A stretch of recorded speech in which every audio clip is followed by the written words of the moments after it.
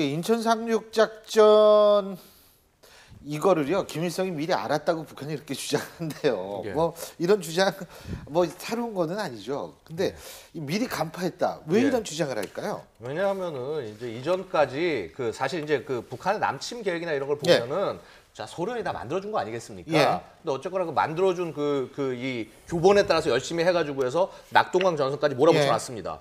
이 인천 상륙 작전이 뭐냐면 그 여태까지 했던 모든 공적이 한꺼번에 사라지는 전략적 기동이었거든요. 예. 한마디로 뭐냐면 이 인천 상륙 작전을 막지 못했다라는 것이 그 김일성의 그 군부가 얼만큼 무능했다. 그야말로 그냥 그 소련의 꼭두각시로서밖에 기능을 못했고 전략적인 판단 전혀 못하고 우야무야 하다가 그냥 한 방에 일거에 무너지게 되는 겁니다. 당장 이제 그 9월 15일에 이제 그 이 상륙작전이 일어나고 그다음에 그 이제 9월 한 28일에 이제 서울 수복하지 않았습니까? 예.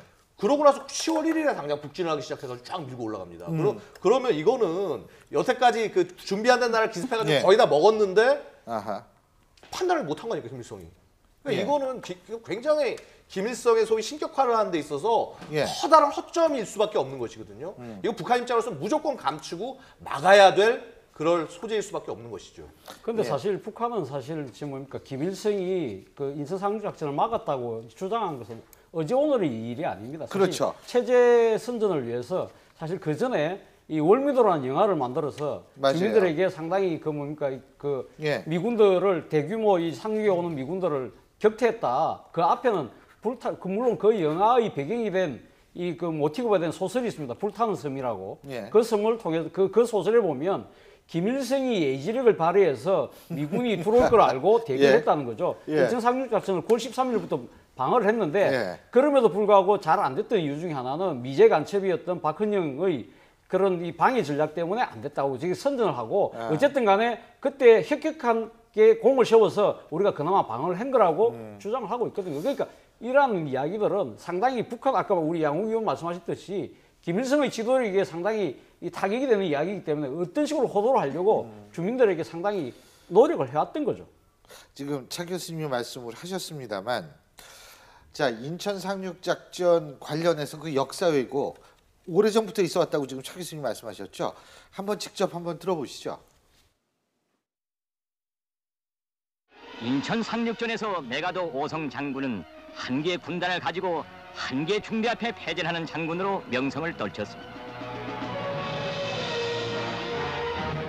인천 방어부대가 적들에게 연속 죽음을 안겨주고 있습니다.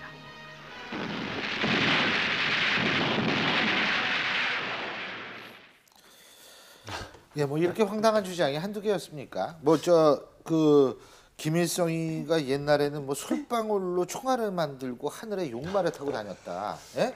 근데 저 북한에서 저렇게 인천 상륙작전에서 해명 내지는 자기네들 입장에서 변명같이 오히려 잘했다라고 하는 내용이 뭐냐면요. 결국에는 인천 상륙작전을 통해서 연합군은 허리를 끊고 밑에 그렇죠. 포위한 다음에 네. 괴멸시키려고 했는데 그거를 한쪽에서 잘 막아가지고 우리가 무사히 빠져나왔다는 얘기거든요.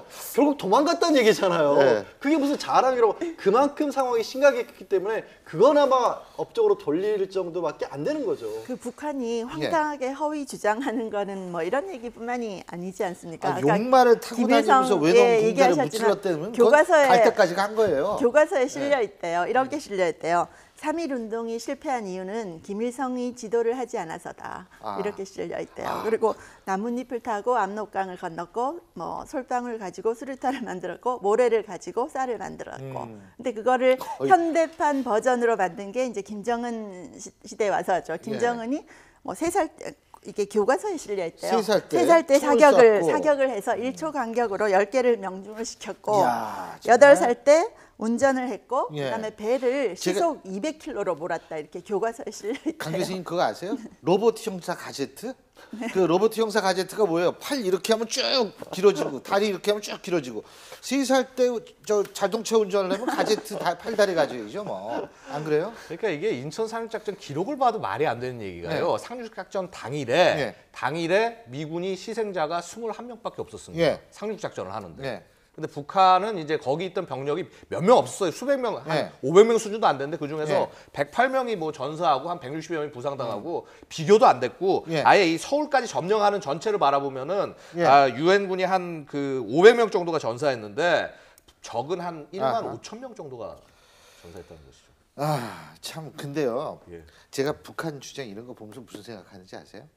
열등감이 심하면 이렇게 이 뻥의 수준도 굉장히 심해지는구나 이런 생각을 해보게 됩니다. 근데 문제는 그런 뻥의 소위 뻥이라고 예. 말씀하시는 거에 넘어가는 사람이 있다는 겁니다. 그러니까 예를 들어서 당장 글쎄요. 뭐 이희진 씨 사건 같은 거 예. 봐도 말도 안 되는 황당한 얘기랑 믿지 예. 않습니까? 이게 거짓말이 크면 클수록 사람들은 믿게도 돼 있다는 게 가장 큰 문제인 근데 아니 근데 솔방울 탈북자들 중에서 한국에 넘어오셔가지고 예. 상당히 황당한 진실을 알게 돼서 예. 황당함을 느끼는 분 중에 이 월미도의 진실을 알고 예. 상당히 많이 배신감과 충격을 느낀다고 그래요. 그래서 이번에 지금 오늘 뭐 보도를 보니까 예. 미국이 이 북한에다가 USB나 다른 디지털 기기를 통해서 이 외부의 그 진실 정보를 줘서 예. 체제의 그 뭡니까 이 모순을 자각하도록 만들겠다는 예. 거 아닙니까? 그런 측면에서 보면 그러한 부분도 지금 이제 그 북핵 5차 실험에 의해서 상당히 지금 북한 예. 이 뭐 체제에 대한 우리가 압박과 이 아. 견제를 높여야 되는 장면에서는 그렇습니다. 그런 방법도 하나의 이 효과적인 방법일 수 있다는 생각이 드네요. 자,